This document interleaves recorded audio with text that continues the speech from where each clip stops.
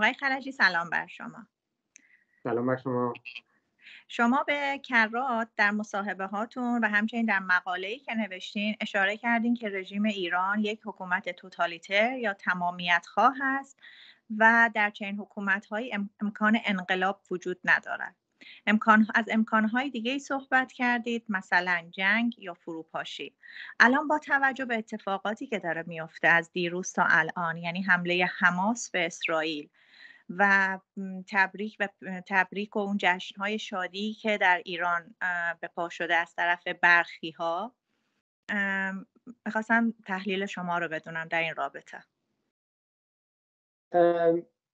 هانا آرنت در باره تفاوت نظام‌های توتالیتر با نظام‌های استبدادی یا دیکتاتوری سنتی، یکی از مواردی که اشاره میکنه در مورد دروغ گفتنه. ببینید در نظام‌های دموکراتیک هم حتی حکومت‌ها ممکنه دروغ بگن، در دیکتاتوری ها هم طبیعتاً دروغ گفته میشه، اما در نظام‌های توتالیتر دروغ نمیگن. به چه معنا؟ به این معنا که اگر مثلا فرض کنید شما در یک نظام توتالیتر باشید، ممکن هست که یه روز تو روزنامه بخونید که مثلا فلان کس مرده در حالی که او نمرده. اما در نظام توتالیتر وقتی میگن فلان کس مرده، باید برن اون طرف رو بکشن اگر نمرده باشه. اگر بگن روزنامه نگاران اجیر هستن، مزدور هستن، باید روزنامه نگاران رو بگیرن و ازشون اعتراف اجباری بگیرن که اونها خودشون علیه خودشون اعتراف کنن که ما مزدور هستیم. این در مورد اون چیزی که جمهوری اسلامی راجع به پایان اسرائیل هم میگه کاملا صادق است. وقتی که جمهوری اسلامی میگه اسرائیل به پایان خودش نزدیک میشود، یعنی که ما باید اسرائیل رو به پایان ببریم. وقتی که میگن که اسرائیل به زودی از بین میرود، به این معنی است که ما باید اسرائیل رو یا میخواهیم اسرائیل رو از بین ببریم. این در پیش بینی نیست، این در حقیقت طرح و برنامه‌ای است که اونها به دنبالش هستن. معمولا در نظام‌های توتالیتر اشتباه محاسباتی در اوج قدرتشون صورت میگیره. جمهوری اسلامی الان ممکن هست که از نظر نظامی، از نظر تسلیحاتی، از نظر اطلاعاتی یک قدرت منطقه‌ای باشه و به قول خودش برد به اصطلاح میگن برد استراتژیکش یا عمق استراتژیکش تا مرزهای اسرائیل هم رفته باشه. همین اتفاقی که دیروز افتاد به هر حال اتفاقی بود که بی سابقه بود و برای اسرائیلی‌ها غافلگیر کننده بود که چطور تونستن این موانع بسیار جدی رو که اسرائیل روشون حساب میکرد، این موانع رو پشت سر بگذارن و چون این حمله بکنن. به هر حال این چیز کمی نیست، یک موفقیت بزرگی است برای جمهوری اسلامی. اما درست همینجاست که اشتباه صورت میگیره، یعنی که جمهوری اسلامی ممکنه که فکر بکنه که این تیر اول رو در این جنگ او شلیک کرده، ولی نمیدونه که تیر آخر رو چه کسی شلیک خواهد کرد. اگر جنگ در غزه به زمین کشیده بشه، یعنی اسرائیل حمله زمینی بکنه به غزه، اگر حزب الله لبنان هم وارد جنگ بشه، اگر سوریه از زمین سوریه به میدان جنگ بدل بشه، پای ایران هم به وسط کشیده خواهد شد و دیگر وقت جنگ نیابتی نخواهد بود و جنگ رویارو بین ایران و اسرائیل خواهد بود. در چنین شرایطی نیروی هوایی اسرائیل میتونه به تأسیسات زیربنایی ایران حمله بکنه. اگر چنین اتفاقی بیفته، احتمالاً کشورهای عربی کمک خواهند کرد، احتمالاً بسیاری از کشورهای مهم دنیا حمایت خواهند کرد و کار به جایی باریک میکشه. یعنی اینجاست درست اونجایی که یک نظام توتالیتر در اوج قدرت خودش و اوج توانایی نظامی و تسلیحاتی خودش به اشتباه محاسباتی و دچار میشه و در حقیقت ضربه‌ای رو میخوره که هیچ دشمنی در حالت عادی نمیتونست بهش بزنه. بله، شما گفتین اگر چنین اتفاقی بیفته حتما کشورهای منطقه حمایت خواهند کرد. حمایت از اسرائیل منظور شما هست؟ بله، دست کم این که ببینید کشورهای عربی حالت دوگانه دارن، یعنی در ظاهر بیانیه‌های خیلی شدید و غلیظ علیه اسرائیل منتشر میکنن. به خاطر این دورویی اعراب یک چیز راز پاش شده است. یعنی اینها یک افکار عمومی دارن که بهش میگن اشعار العربی. این شعار عربی یا افکار عمومی رو همیشه با این تبلیغات باید گول بزنن، ولی خب روشن هست که امارات، عربستان سعودی، بحرین، اینها هم با آمریکا ارتباط بسیار نزدیکی دارن.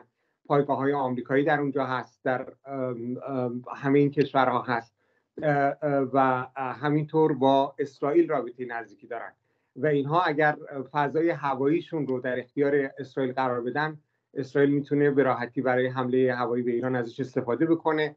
اون طرحی که اسرائیل داره در حقیقت این طرحی است که در 48 ساعت میتونه تأسیسات زیربنایی ایران رو هدف قرار بده. یعنی در عرض 48 ساعت میتونه آب، برق، سدها، پالایشگاه نفت و اون چه که در حقیقت تأسیساتی که قوام و حیات یک اقتصادی کشور بهش بستگی داره در 48 ساعت نابود بکنه. این توانایی در جمهوری اسلامی نخواهد بود که پاسخ به اسرائیل بده و در نتیجه کشور رو به 50 سال عقب‌تر میبره. حتی اگر نظام سیاسی هم برقرار باشه، این نظام سیاسی با مشکلات بسیار حیاتی دست و پنجه نخواهد کرد.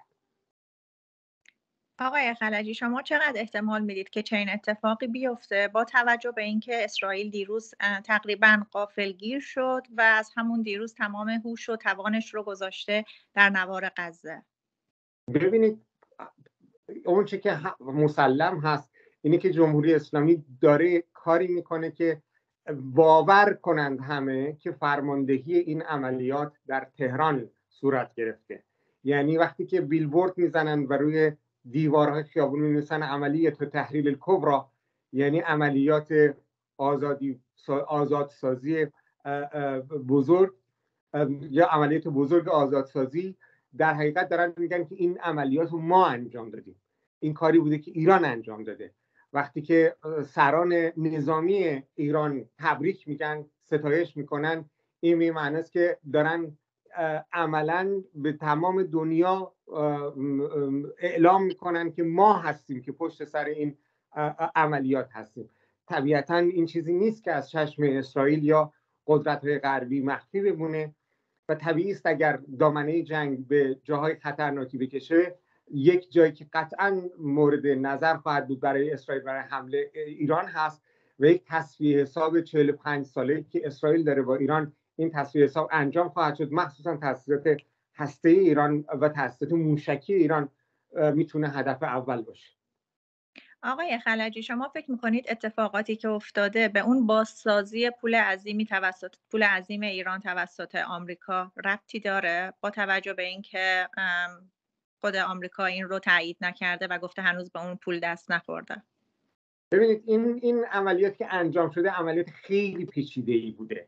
یعنی نشون میده که از خیلی وقت پیش برنامه‌ریزی کردن و از خیلی وقت پیش برای این عملیات اینها سرمایه گذاری کردن. از خیلی وقت پیش تجهیزات لازم رو تهیه کردن. 5000 راکتی که شلیک شده اصلا عدد کمی نیست و این تجهیزات احتمالاً اینها از چند سال قبل اطلاعات جمع آوری کردن، برنامه داشتن و اینکه آقای خامنه‌ای مرتب در سخنرانی‌هاش تاکید می‌کرده که پایان اسرائیل نزدیک است، اسرائیل به زودی از بین میره، اسرائیل به پایان خودش نزدیک شده، یعنی در حال برنامه‌ریزی بودن. برای اینکه همچین کاری بکنن اون پولی بیش از اون چه که گرفتن نیازمندن. یعنی اون هزینه که برای این شده خیلی بیش از این پولی که الان گرفتن از آمریکا بابتش هزینه شده و هزینه میشه و احتمالاً این مسئله نیست که در 1-2 ماه پیش فقط اتفاق افتاده باشه. این یک سرمایه‌گذاری چند دراز مدت هست و یک اتفاق بی سابقه این چنین رقم زدن نشون میده که براش خیلی بیش از اینها جمهوری اسلامی سرمایه‌گذاری مالی کرده. سپاسگزارم آقای خلجی. سوالات بعدی رو تا فردا همین ساعت با شما. ممنونم. خدا حافظتون.